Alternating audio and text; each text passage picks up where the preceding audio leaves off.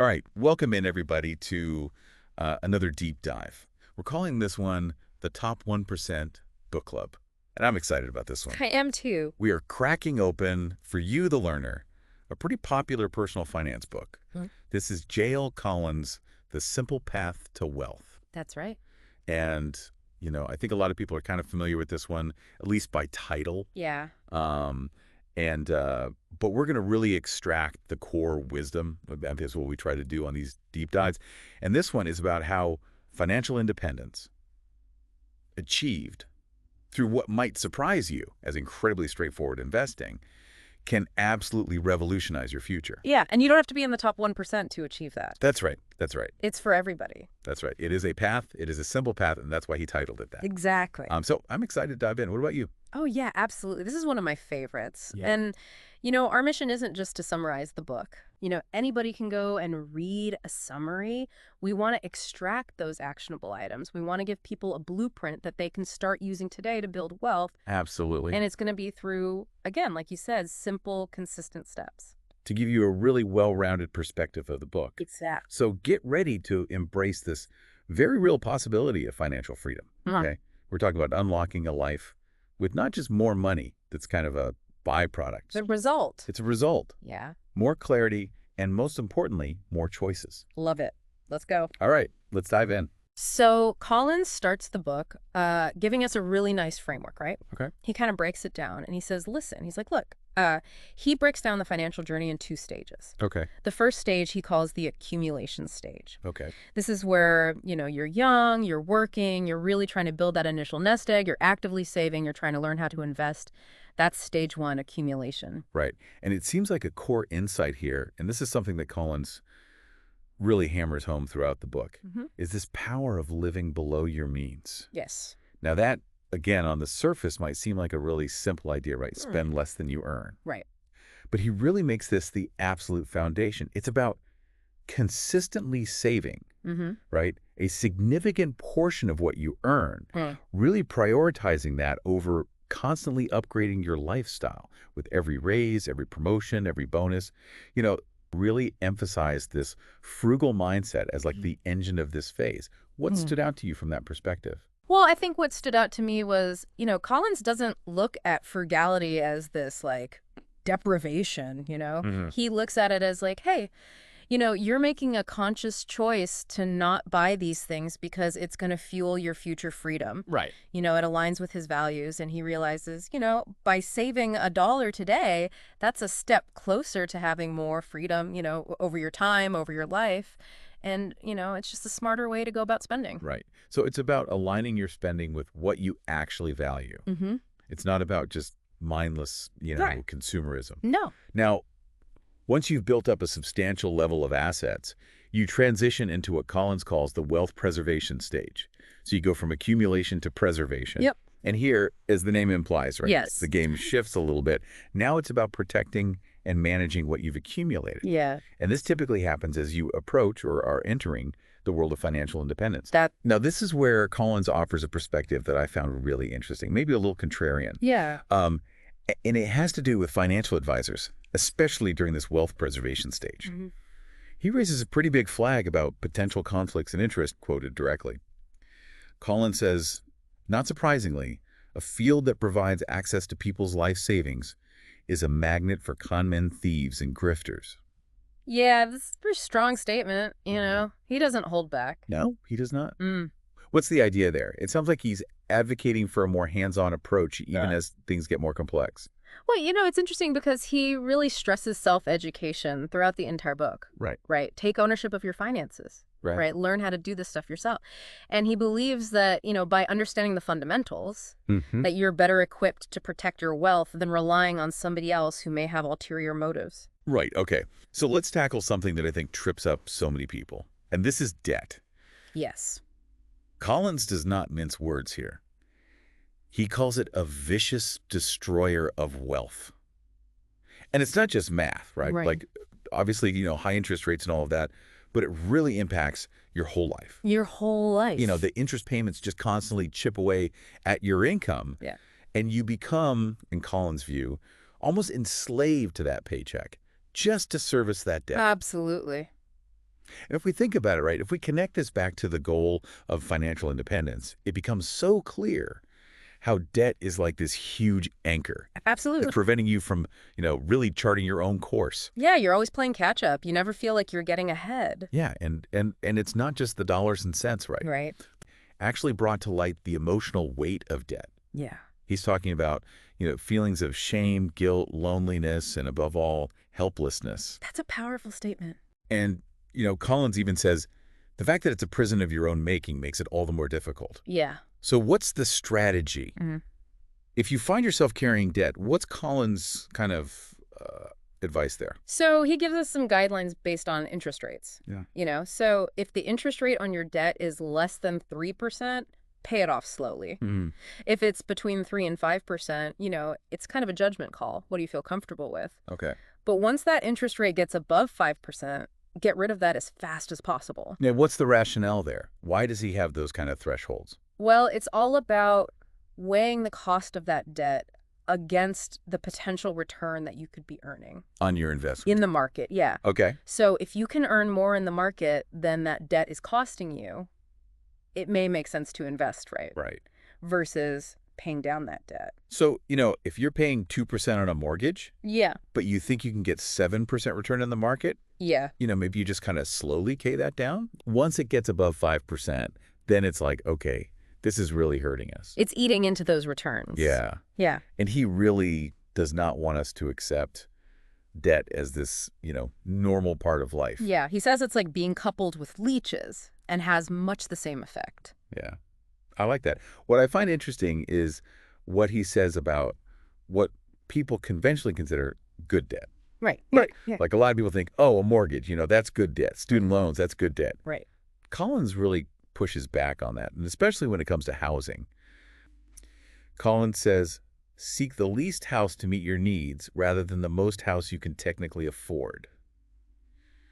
What do you think he's getting at there? Again, he's trying to minimize your expenses. Right. He wants you to live below your means. And a house, even though it's an asset, can be a huge burden. It's a huge liability. It's a liability. Yeah. And the larger that mortgage payment, the longer it's going to take you to reach FI. To become financially independent. Exactly. Student loans, even more controversial.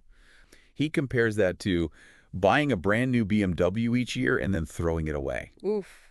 That's pretty hard hitting. Yeah, that's a pretty strong statement. He definitely thinks that student loan debt can really affect your ability to save and invest early on. Yeah, right. So he's not a huge fan of the student loan situation. No, not at all. All right, let's pivot to, I think, the fun part, which is the idea of financial independence, or FI. Yes. Collins defines this as, reaching that point where you have enough wealth to support your desired lifestyle without needing to rely on traditional employment. And he really argues that this should be like the ultimate financial aspiration for everybody. Yeah, he says, there are many things money can buy, but the most valuable of all is freedom. Freedom to do what you want and to work for whom you respect. It's all about having that control over your time. It's about time. It's not even really about money at that point. Yeah, exactly. It's freedom. Yeah. And this leads to the concept of, I think people have heard this before, FU money. Love it. Right. Which, Simon Davies has talked about this a lot. Right. And it's kind of this powerful byproduct of building wealth. Yeah. And it's not about being rude to people. No. It's about having enough saved that you can make life choices. Right? Yes. Whether it's changing careers, starting a business, or just having the confidence to walk away from a bad boss. Yeah. You don't have to be held hostage. Exactly. It gives you that sense of agency, that control. Right. So how do we get there? How do we actually get to this point of financial independence? Yeah. Well, a cornerstone of Collins' strategy is investing in low-cost index funds. Yes. What makes this approach so central to his whole philosophy? Well, because he really challenges this conventional wisdom that we see on TV, right? Yeah. All the time. Oh, got to pick individual stocks. Right? Beat the market. Got to beat the market. Find the hot stock tip. Yeah, all that stuff. And he really believes that, for most people, it's a fool's game. The odds of selecting stocks that outperform are so small. Yeah. He says, better results will be achieved by buying every stock in a given index. Right. Just buy the whole market. And that's because for most of us, Yeah. including professionals, beating the market consistently is nearly impossible. It's a very difficult task, And he says, the harsh truth is I can't pick winning individual stocks, and you can't either, nor can the vast majority who claim they can. It is extraordinarily difficult, expensive, and a fool's errand. Having the humility to accept this will do wonders for your ability to accumulate wealth. I love that. You have to have the humility. You can't go in thinking you're going to be some stock-picking genius. Yeah. So, Take Him, Bookwatch, they all kind of echoed this idea that trying to beat the market through active trading, it's a losing game. It really is. So what's the vehicle? What's the actual investment that Collins recommends for this simple path? Well, he recommends the Vanguard Total Stock Market Index Fund. Yeah. Now you can get it as a mutual fund, VTSAX, or its ETF counterpart, VTI. Right. Right. Same thing. Now, why this fund? Well, Collins and Take Him both point this out, right? Yeah. This fund historically beats a large percentage of actively managed funds. Mm-hmm. Right. And it has an extremely low expense ratio. And that's important. That's so important, especially over decades. Yeah. When you think about it, those little fees, they eat away at your returns. Right. So it's so important to go with a low-cost index fund like this so you keep more of your money. And you're not paying some hedge fund manager a huge fee to potentially lose your money. Exactly. Yeah. Exactly. And he says that VTSAX is self-cleansing. What does that mean? So essentially, it's like, think of it as the market's kind of pruning the underperforming companies and planting new seeds of promising businesses within the fund. So you don't have to do anything. It's all taken care of for you. Wow. I like that analogy. Yeah.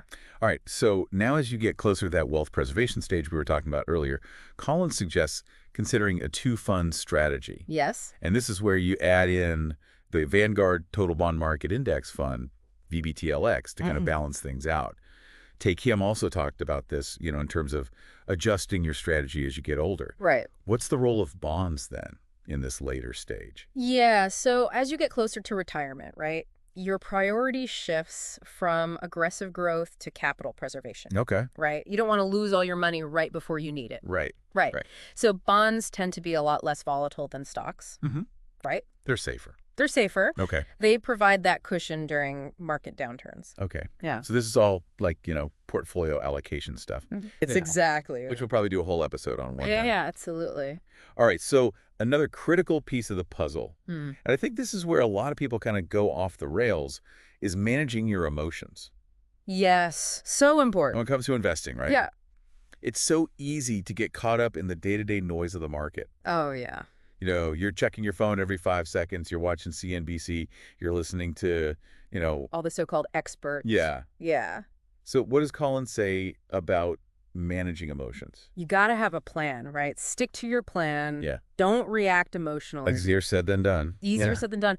But he really, and the sloth investor too, emphasizes this long-term perspective. Like, this is not about days or weeks or even months. This is about years. This is about decades. What are some of the common pitfalls that people fall into when they're emotionally investing? Oh, the classic FOMO, right? Fear of missing out. Yeah. Everybody else is getting rich. I got to get in on this. I got to get in. Tesla's up 30% this month. Right.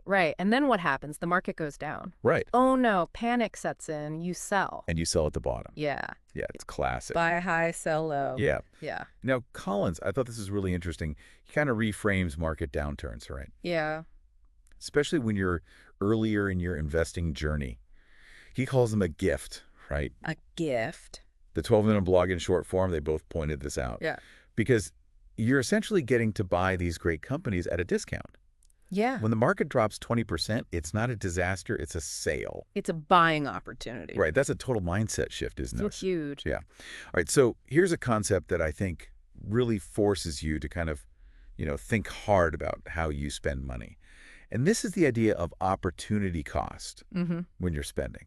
So it's not just about what you're buying today, but what that money could potentially be earning for you in the future. It's like giving up future earnings, future potential. Yeah. The sloth investor actually pulled out this quote. Collins says, stop thinking about what money can buy. Start thinking about what your money can earn, and then think about what the money it earns can earn.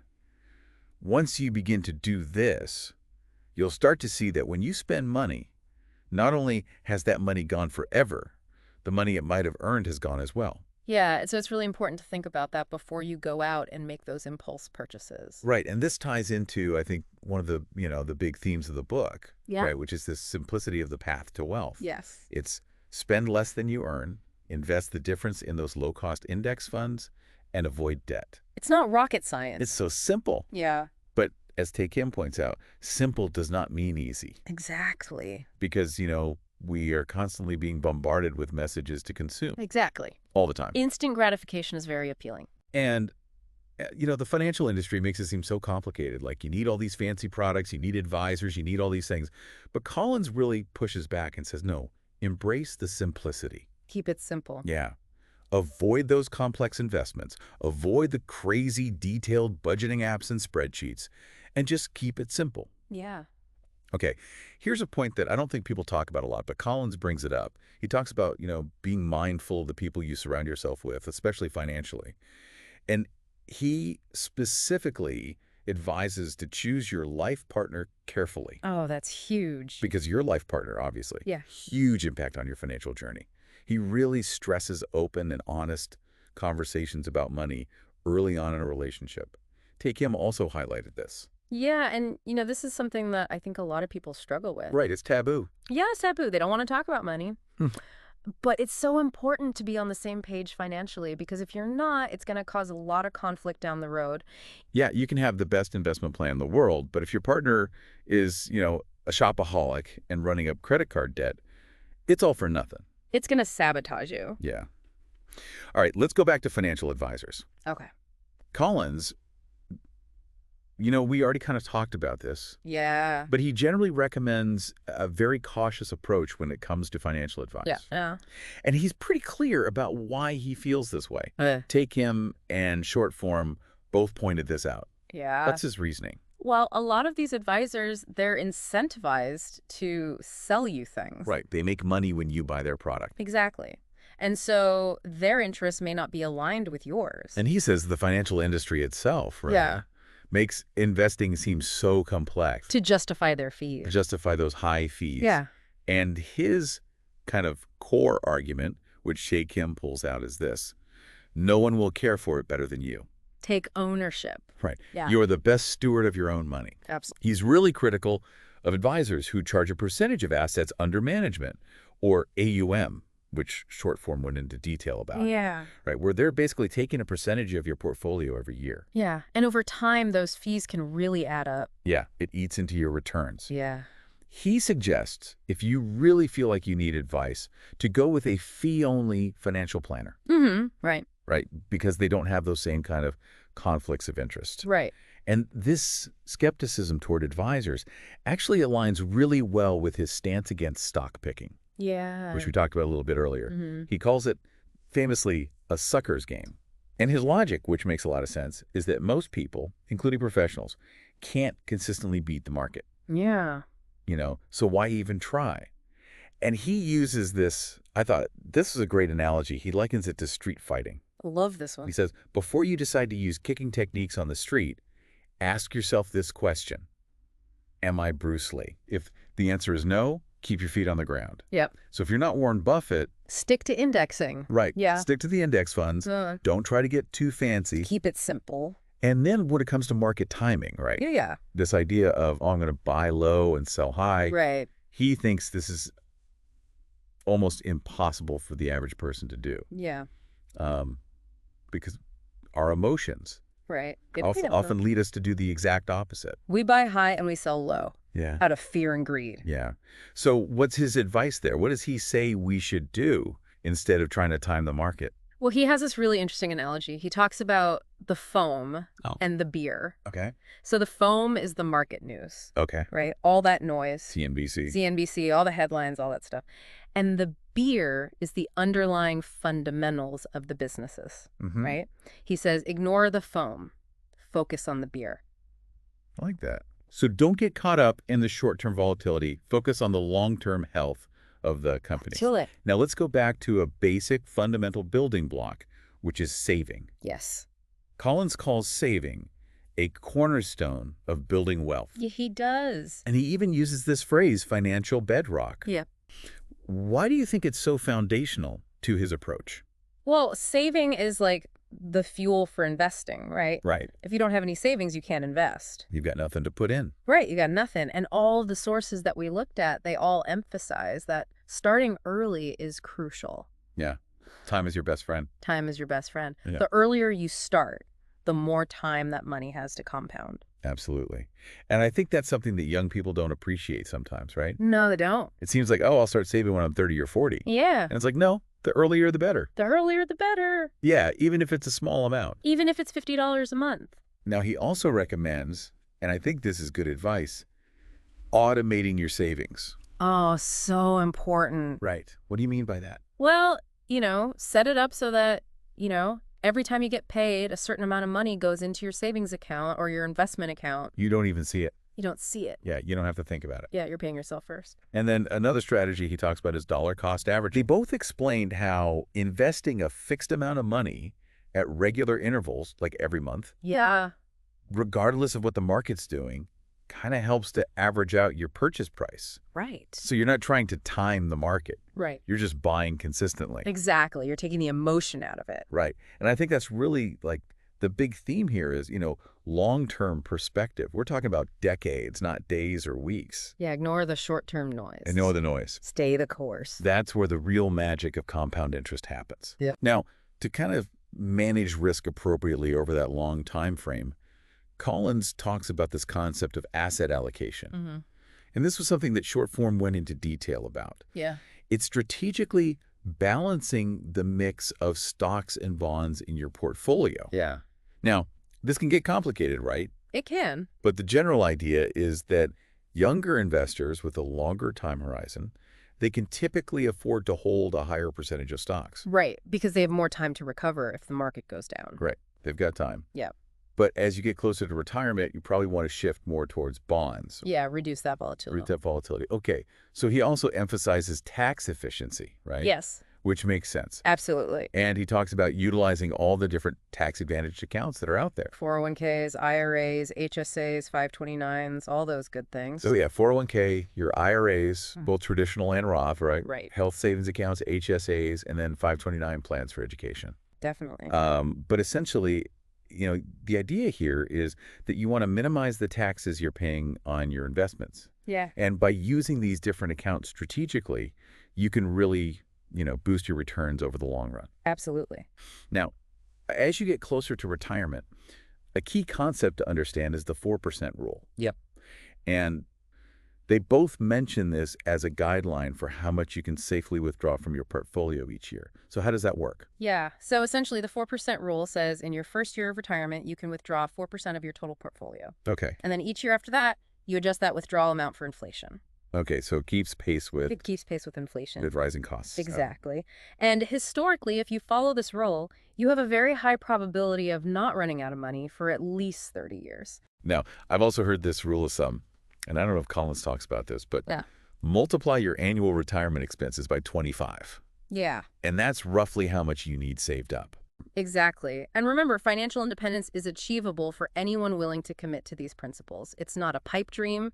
It's a very real possibility that can lead to a more fulfilling and financially secure life. So as you're listening, think about one small concrete action you can take today to start moving towards that goal of financial independence. No matter how small that step may seem, it's a step in the right direction.